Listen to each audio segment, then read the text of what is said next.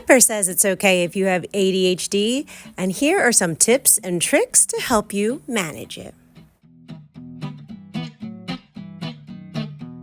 Hello everyone, and welcome back to A Hoarder's Heart. On this episode, we're going to be talking about how I manage my ADHD without medication. If you are new to my channel, thank you so much for stopping by and checking me out. I am a recovering hoarder. My hoarding disorder and my ADHD have been feeding off of each other for my entire life. So that's why I want to focus on the ADHD part for today. Now, I did not get diagnosed until I was much older, in my 30s, and I have a combination of inattentive ADHD and hyperactivity ADHD. And when they first gave me the medication of Adderall, I did not like how I felt. I felt really tired and slow, and my brain was so slow that I was like, is this how people think?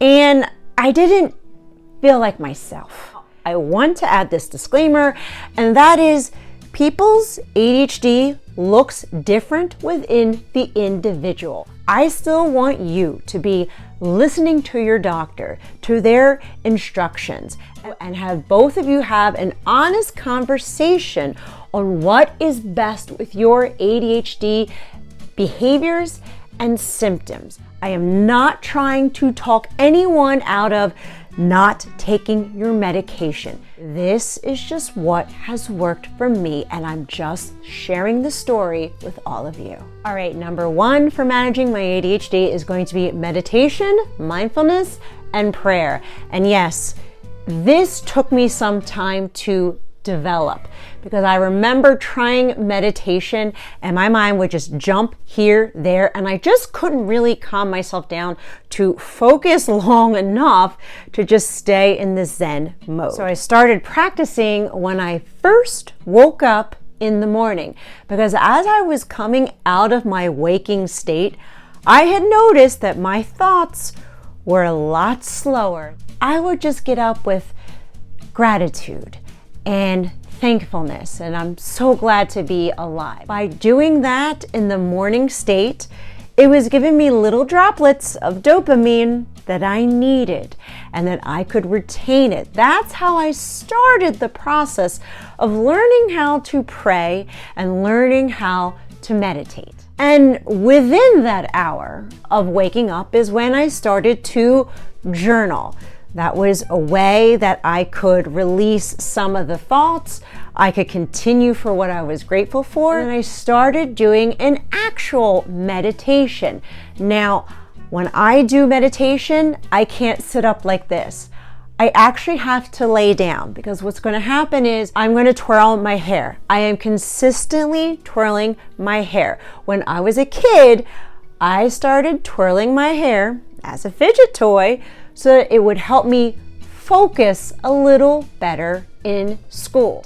I have to actually lie down and start the meditation. And when I first started, I needed a guided one. I need someone talking to me, because just being quiet wasn't going to work. And just breathe in and out and clear and slow my mind. Again, this did take practice, but because I was enjoying it, I was releasing dopamine into my brain to help slow it down. One of the most key things that I want you to learn is what activity, sensory things create dopamine for you, because ADHD brains have that lack of dopamine. That's why we're like boing, boing, boing, boing, boing. But all of us have natural things that release dopamine in our brain. What I want you to do is start to write down what naturally releases dopamine for you. For myself, it's auditory, a lot of music or audiobooks. For some others, it could be visual. A lot of beautiful visual aesthetics can release dopamine. It could be smells. You can have essential oils or candles. Could be movement.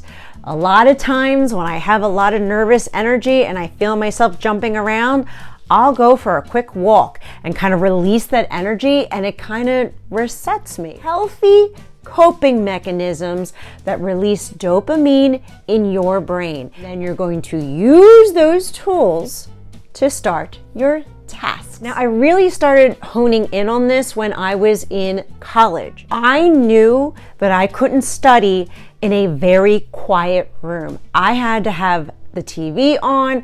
I had to have some kind of background noise so I could focus, but my brain was still being stimulated by the outside background noises. Now, as I got older, I noticed that when it came to studying, editing a video, doing something where I had to sit still to complete a task, it had to be meditation music or classical music, slower classical music. I needed that in the background, and that helped me focus on the task. If there was a task or a chore that required me to be a little more physically active, like washing the dishes, doing the laundry, folding it and putting it away, I had to play an audiobook that I was currently hyper fixated on, or I had to play a song that I was currently hyper fixated on, because I would put it on repeat over and over and over again. It was just giving me that dopamine that I needed in the background so that I could complete the tasks. That is how I learned how to extend my attention span while starting and completing a task. Next, let's move on to forgetfulness and to-do lists. For me, I am very forgetful in my ADHD. And if I do not write down what I have to do, then it doesn't exist. It is lost in the abyss of infinite thoughts in my brain. So each day, I have this notebook that I really love. It has my to-do list on it, and it also has time blocking on it. By writing everything out and having a plan, it's goal setting. And for me, goal setting does release dopamine in my brain. So because it releases dopamine every time I check my little thing off, I'll be more apt to complete those tasks. And the time blocking stuff, where it was in hour increments, kind of kept me more mindful of the time, to just pause and check to see what time it was. If I hadn't written any of this out, none of it would have gotten done. Next is going to be lateness, because I have struggled with lateness my entire life that it made me feel so guilty about it. I felt so horrible that people had to wait on me. And then some people would be like, well, you're not respecting my time. And that made me feel even more guilty about it, which just made me even more late to everything else. Yes, I am late to a lot of things, but why am I late? And that's when I realized that I really didn't have the same concept of time as society and the world. What was my internal clock calibrated to compared to what everybody else's clock is calibrated to, and what is that difference in time? For example, what I thought took me 5 minutes to take a shower and maybe 10 minutes to do my makeup, I had actually timed it with a timer to see how long it actually took. And to my surprise, it actually took me 17 minutes to take a shower. And then doing my full face makeup, which I do enjoy, actually took me 19 minutes. So what I thought was 15 minutes of time was actually 36 minutes in my world. So you could see why I was literally late to everything, because that's not even counting the other distractions on the way of going out that door. So I had to adjust the time difference.